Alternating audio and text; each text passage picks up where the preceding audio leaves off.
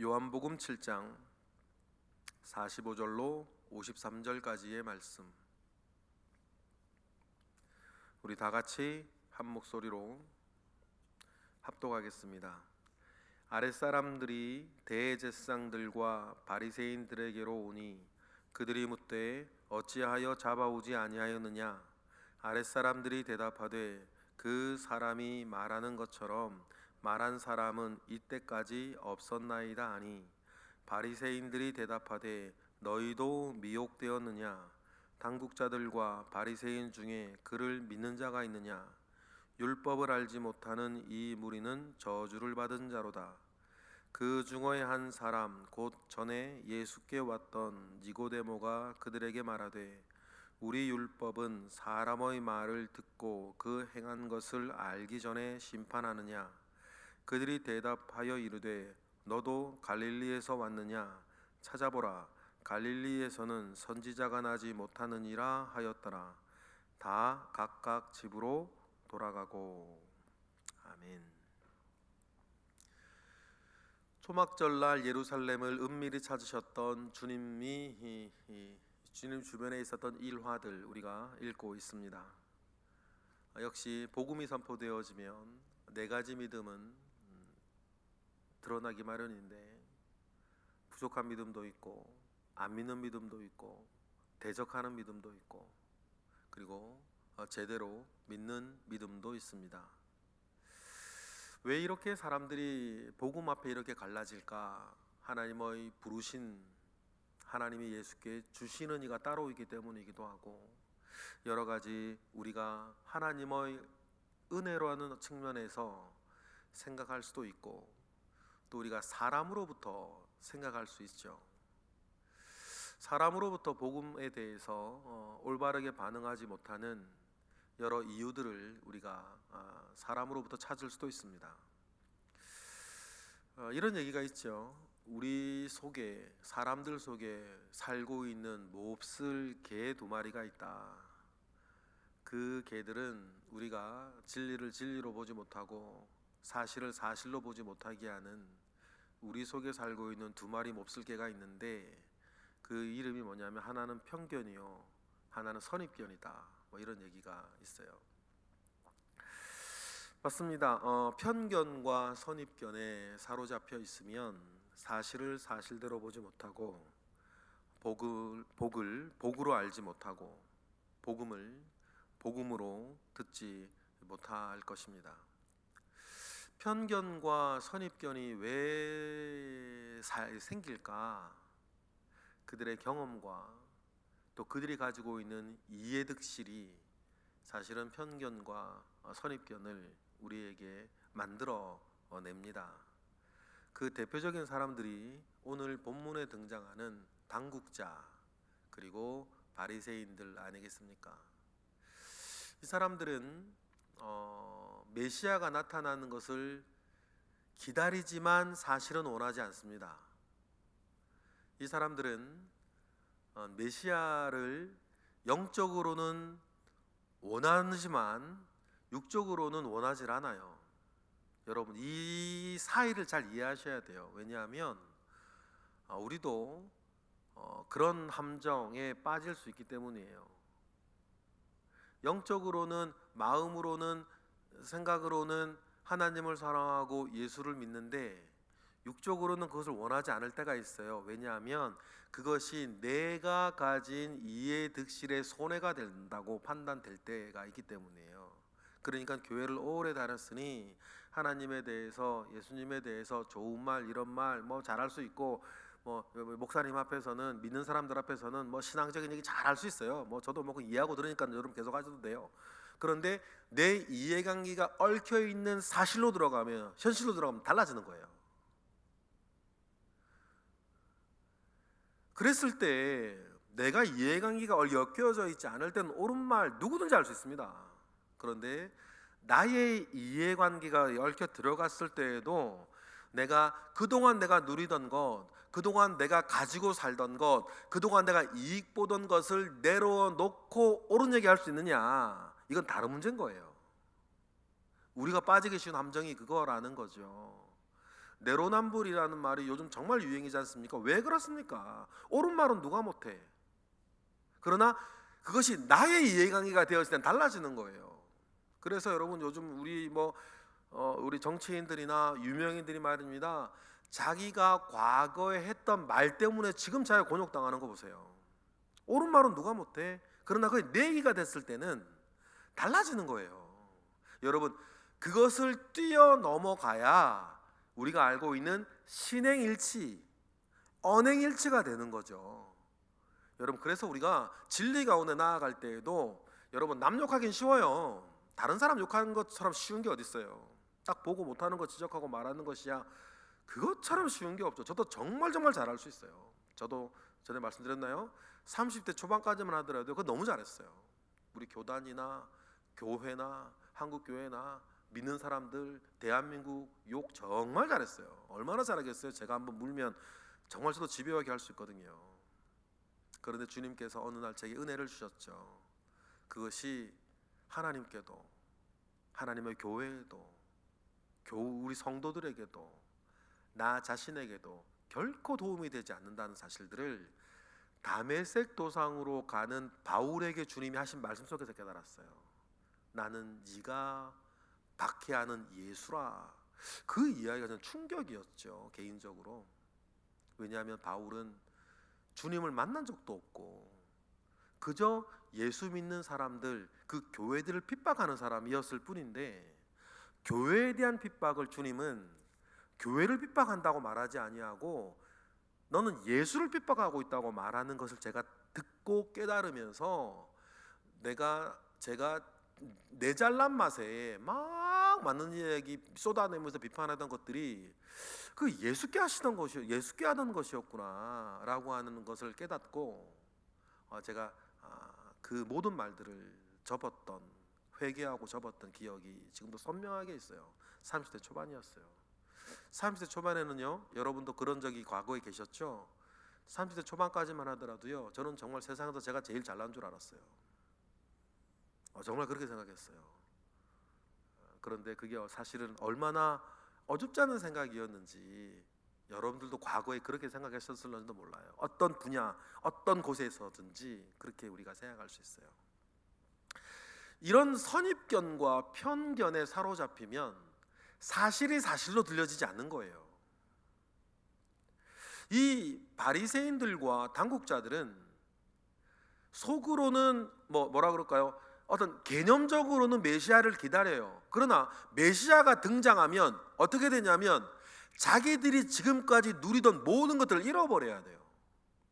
무슨 말인지 이해하시겠어요?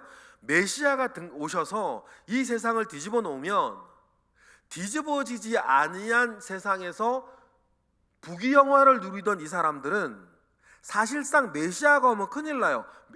뒤집어지지 아니한 세상에서 부귀영화를 누리던 사람들이 메시아가 와서 세상을 뒤집어 놓으면 그동안 자기들이 누리던 부귀영화는 어떻게 되는 거예요? 그러니 이 사람들은 개념으로는 메시아를 기다리는데 현실적인 문제에서는 메시아가 오면 안 되는 거예요. 그러니까 여러분, 대제사장 안나스가 뭐라 그래요? 그가 메시아라도 죽어야 할 것이다.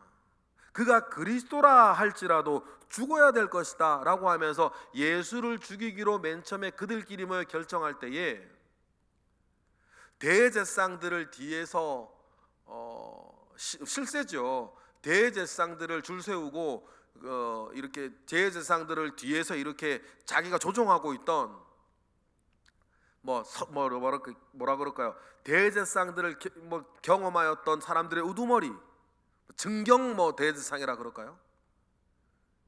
그 사람이 결정을 내리잖아요. 그가 그리스도라 할지라도 민족을 위해 죽어야 될 거다. 우리 민족에 살려면 그가 그리스도라 할지라도 죽여야 된다라고 이야기하는 그 말의 의미는 그 말이에요. 그리스도가 와서 세상을 뒤집어 놓으면 우리는 로마에 의해서 죽든 아니면 뒤집어진 세상에서 죽든 그들은 그동안 해놓은 짓들이 있었으니까. 여러분, 이러한 이해득실이 뭐예요? 강력한 카르텔을 만들어 놓고 복음을 복음대로 듣지 못하게 하고 모든 사람들이 복음을 알지 못하게 만드는 거. 이 사람 세상이 바뀌면 안 되는 사람들이니까. 이런 하나님께서 주시는 복음이 이런 사람이 가지고 있는 이 견고한 진들 때문에 본인도 믿지 못하고 하고 다른 사람들도 믿지 못하게 하는 일들이 있는 거죠. 그러니 아랫사람들을 보내서 초막절 광장에 서서 외치는 예수를 잡아오라고 했는데 못 잡아오니까 그들이 아랫사람들을 채근하죠. 어찌하여 잡아오지 못했냐라고 이야기하니까 사실은 이해관계가 크지 아니하였던 수하들 부하들 아랫사람들이 가서 다음과 같이 말을 해요. 46절이죠. 읽어보겠습니다. 아랫사람들이 대답하되 그 사람이 말하는 것처럼 말한 사람은 이때까지 없었습니다. 아랫사람들이 초막절 여러분 막 물기 있는 예식하고 말이에요. 막 좀 축제적인 분위기인데 누군가 서가지고 막 성경의 이름과 같이 나를 믿는 생수회가 흘러날 것이다라고 확 얘기하는 걸 듣고 얼마나 듣기 싫었겠어요. 그래서 잡아오라 그랬는데 잡으러 보는 아랫사람들이 예수께서 하시는 말씀을 이렇게 들어보니까 이건 다른 거예요. 종교적인 아우라를 느낀 거죠. 권위를 느꼈어요. 마태복음 7장이나 누가복음 5장 이런 데서는 뭐라고 표현했냐면 그 가르치는 것이 권위 있고 서기관들의 그것과 같지 아니하니 막 이렇게 기록되어져 있거든요. 그 예수님이 어떤 뭐 당연했겠죠. 예수님이 어떤 전하시는 설교나 선포하시는 복음의 내용이나 그 파워 같은 것들이요 보통 사람들이 말하는 것과는 확연히 달랐게 당연히 그랬겠죠. 우리는 못 들어봐서 모르겠는데 그러니 당국자들이 가서 예수를 잡아오러 갔는데 그 예수님이 말씀을 전하실 때에 예수님에게서 풍겨온 아우라가 그 잡으러 간 사람들이 이렇게 손을 대기 어려울 정도로 이렇게 권위가 있었던 것 같아요. 그렇게 이렇게 말하니까 그 바리새인들과 당국자들이 하는 말이 47 뭐라 그래요? 너희도 미혹되었느냐? 너희도 미혹되었느냐? 지금 세상이 그 말에 미혹되어져서 지금 안 그래도 골치가 아픈데 이거 잡아오라고 보낸 너희들까지 미혹되었냐고 막 화를 내요. 그리고는 이걸 뭐 칠링 이펙트라 그러죠. 참 안 좋은 사람들이 있는데요. 어떤 사람들이냐면 너 나 건드리면 개싸움 만들어버린다, 진흙탕 싸움 만들어버린다, 뭐 이렇게 자기 주변 분위기를 만들어가는 사람들이 있어요. 그래서 자기에게 어떤 말을 하거나 옳은 얘기를 하면 그 사람에게 막 과도한 막 욕설과 막 진흙탕 싸움을 만들어버려서 아무도 자기에게 말 못하게 만드는 그런 스타일의 사람들이 있어요. 그걸 사회학적으로 칠링 이펙트라고 그래요. 진흙탕 싸움에 너 나 건드리면 다 죽는다 이런 어떤 영향 그 분위기를 막 주변에 만들어 놓고 그 사람에게 어떤 일이든지 잘 말 못 걸게 만드는 못 붙이게 만드는 사람들이 있죠. 지금 48절 이하의 당국자들과 바리새인들이 그걸 하는 거예요. 막 아랫사람들이 그렇게 얘기하니까 너희도 미혹되었느냐 욕하면서 48절에 뭐라 그래요? 당국자들이나 바리새인 중에 그를 믿는 자가 있느냐? 있기만 하면 뭐 하겠다는 거예요? 뭐 혼쭐을 내겠다. 이렇게 막 그 분위기를 험악하게 만들어 가는 거죠. 분위기를 막 험악하게 만들어 가지고 아무도 그거에 대해서 말 못하게 만드는 거예요. 참 사실은 나쁜 사람들이에요. 나쁜 사람들이죠. 정부가 이렇게 나오면 정말 안 되는 거죠. 우리 미얀마 사태가 그런 거 아니에요? 만약에 집안에 이런 사람이면 참 곤란해요. 교회에 이런 사람이 있으면 참 곤란하죠. 어떡하겠어요? 참 곤란해요. 그래서 예수에 대해서는 아무도 입도 뻥끗 못하게 만드는 거예요. 그리고 49절 똑같이 말하죠. 율법을 알지 못하는 이 무리는 저주를 받을지어다라고 하면서 막 욕설을 막 쏟아내어서 예수에 대해서 아무도 말하지 못하게 만드는 거예요. 그래놓고 어떻게 해요? 아무도 말하지 못하게 만들어 놓고 자기들은 자기들의 삶을 사는 거죠. 삶의 어떤 우리가 살아가는 법을 터득하게 되죠. 누구나 살아가는 법을 터득하지 않습니까? 우리가 사적으로도 그렇고 공적으로도 그렇고 살아가는 법을 우리가 자연스럽게 터득해지는데 다른 사람들의 인정을 얻고 사랑을 받고 여러분 이렇게 지지를 얻으면서 이렇게 더불어 함께 살아가는 것을 터득한 사람들도 있어요. 참 좋은 사람들 아닙니까? 그런데요, 제가 볼 때 이런 사람들이 많지는 않은데 간혹 이게 분위기를 험악하게 만들어가면서 자기가 살아가는 법을 터득해 간 사람들이 있는 것 같아요. 참 뭐라 그럴까요? 참 사실 불쌍하고 딱한 사람들이에요. 참 딱한 사람들이에요. 일단 모르겠어요. 그 사람 입장에서는 자기가 말하면 주변 사람들이 아무도 말 못하니까 사는 게 편해서 그런가? 모르겠어요. 저도 뭐 어떤 그렇게 주변을 만들어가는 사람들이 있죠. 참 나쁜 사람들인데, 예수님 당시에 참 안타까운 것은 뭐냐면 그 종교 지도자들이 그러고 있는 거죠. 그러니 이 위에 있는 사람들이 이러고 있으니 아랫 사람들이 뭐 자기들의 의견이나 자기들의 생각을 뭐 저렇게 말할 수가 있겠어요?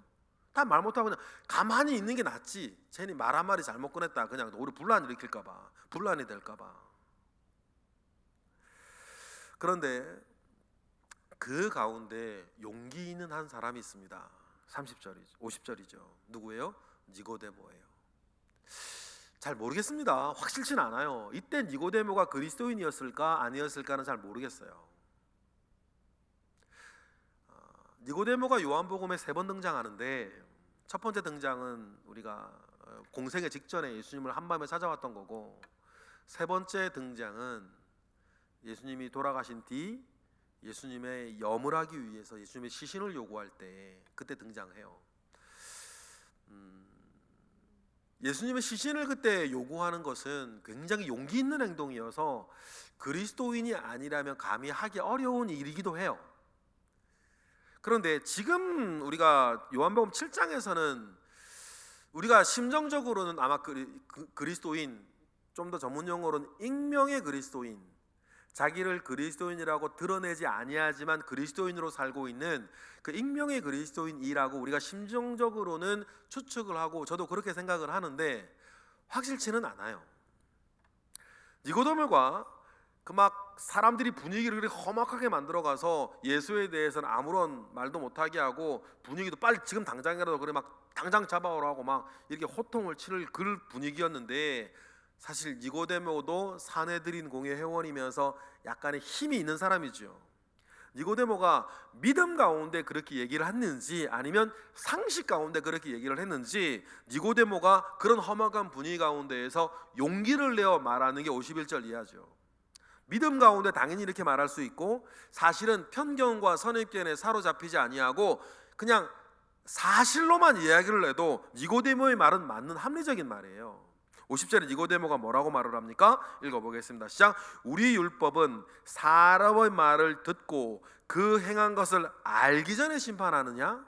이 말은 뭐냐면, 우리 율법은 그 사람이 어떤 말을 했고 어떤 행동을 했는지 조사하고 판단하고 그래 하기 전에 먼저 잡아와서 먼저 가두어 놓고 뭐 세상 말로 족치는 게 우리의 율법이냐, 그런 이야기를 하는 거예요. 사실 무죄 추정의 원칙은 성경에서부터 나오는 거거든요. 요즘 세상에서 무죄 추정의 원칙 그런 얘기를 많이 하는데, 어떤 사람을 참소하려거든 두세 사람의 증인이 필요하다는 말이 무슨 말이냐면, 처음부터 무죄 추정의 원칙으로 간다는 거예요. 성경이 그 말이거든요. 그러니 그 사람이 명확하게 잘못한 것을 두 사람, 세 사람이 함께 증언해 주어야 그 사람의 죄를 묻는다는 거죠. 그런데 지금 예수님에 대한 말은 막 갈려요. 이 사람은 이렇게 말하고 저 사람은 저렇게 말하고, 어떤 사람은 선지자라 그러고 어떤 사람은 그리스도라 그러고 어떤 사람은 그리스도가 아니라 그러고, 막 이렇게 말이 엇갈리는 과정에서는 율법에서는 그럴 죄를 참소할 수 없게 돼 있는데, 니고데모가 그 말을 하는 거죠.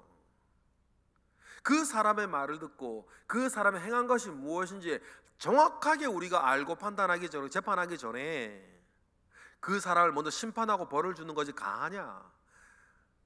믿음 안에서도 이렇게 말할 수 있고 믿음이 아니라 상식 안에서도 이렇게 말할 수 있는데, 니고데모의 상식적인 이 말에 대해서도 당시의 당국자들과 바리새인들이 얼마나 예수에 대해서 마음이 상해 있는지 니고데모에 대해서 52절처럼 말하는 거예요. 52절 읽어볼까요? 시작. 그들이 대답하여 이르되 너도 갈릴리에서 왔느냐? 찾아보라. 갈릴리에서는 선지자가 나지 못하느니라 하였더라 라고 하면서 너도 갈릴리에서 왔냐?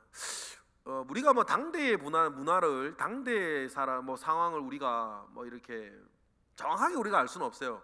예를 들어 20, 30년 전만 하더라도 우리나라 사람들이 전라도 사람들에 대해서 그냥 막연하게 하던 그 지역적 욕이 있었단 말이에요. 그죠? 그런 것처럼 갈릴리 사람들이 그런 게 있었던지 모르겠어요.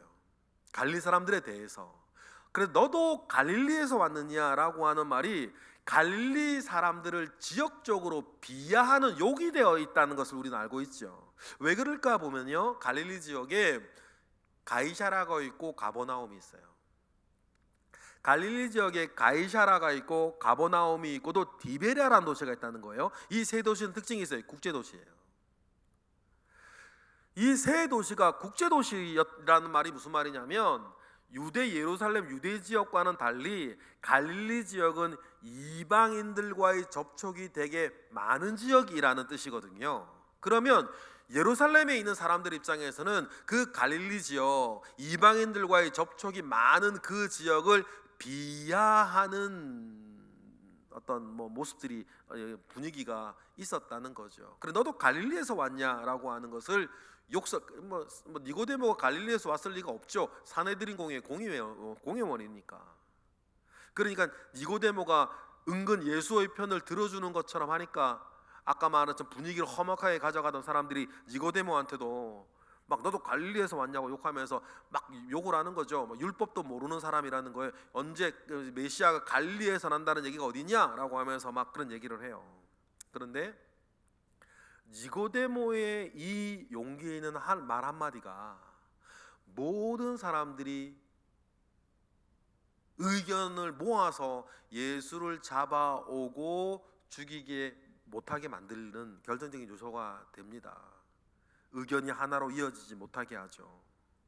여러분, 그래서 때때로는 그 한 사람이 되게 중요한 것 같아요.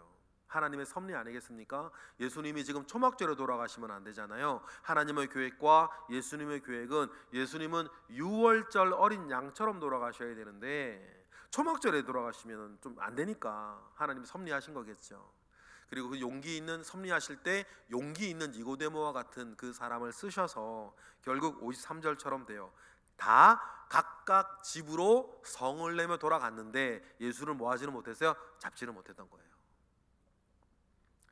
이것이 하나님의 섭리인 줄로 믿습니다. 이래서 예수님은 6개월 정도의 시간을 더 버셨어요.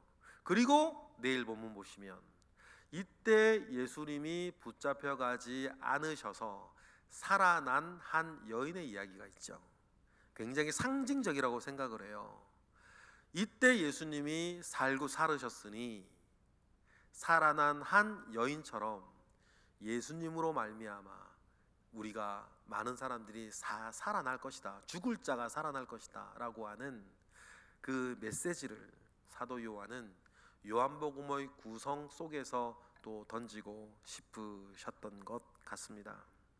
오늘 말씀을 우리가 마무리하면서 여러분, 참 중요한 것은 내 이해관계가 엮여 들어가 있을 때에도 우리가 바른 것을 말할 수 있고 옳은 것을 말할 수 있고 하나님의 선한 것을 말할 수 있고 복음을 말할 수 있고 이익을 내려놓고 믿음을 따라 살 수 있을 것인가?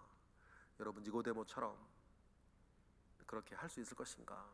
아니면 내가 이 바리새인들과 당국자들처럼 살지 않을 것인가? 여러분, 우리가 하나님을 바라보며 산다, 주님을 바라보며 산다라고 하는 우리가 좋아하는 그 말에는 여러분 사실 많은 것들이 포함되어 있습니다. 내 것을 내려놓거나 때로는 내 이익을 내려놓거나 내 자존심을 내려놓거나 그러면서 옳은 길을 걸어갈 수 있는 거. 또 반대도 있겠죠. 반대의 경우도 있을 거예요. 중요한 건 뭡니까? 의인은 믿음으로 산다 했을 때 정말 나의 삶이 믿음 따라 말씀 따라 의를 따라갈 것이냐, 아니면 내 이익과 내 계산과 내 처지와 내 형편 따라갈 것이냐. 사실 이 갈림길이, 크고 작은 갈림길이 늘 우리 사이에 있는데, 우리가 늘 말씀을 통해 읽고 묵상하고 듣듯이, 여러분, 주님이 우리에게 기대하는 것은 말씀 따라 믿음 따라 사는 것임을 기억을 하고, 그 걸음 가운데 승리하시는 저와 여러분 되시기를 주님의 이름으로 축복합니다. 기도하겠습니다. 할렐루야. 하나님, 감사와 영광 올려드립니다. 주님으로부터 말미암아 오는 선한 일이 우리 가운데 있습니다. 우리 가운데 늘 주님이 일으키시는 선한 일을 따라 살아갈 수 있도록 주여 우리를 인도하여 주옵소서. 이 시간 드려지는 1,000번째 예물들 있습니다. 주님 기뻐 받으시고 응답하시고, 이 시간 많은 기도자들이 하나님께 기도할 때에 기도하는 이들의 내용 가운데 주님 은혜를 베풀어 주시옵소서. 예수 그리스도 이름으로 기도드렸나이다. 아멘.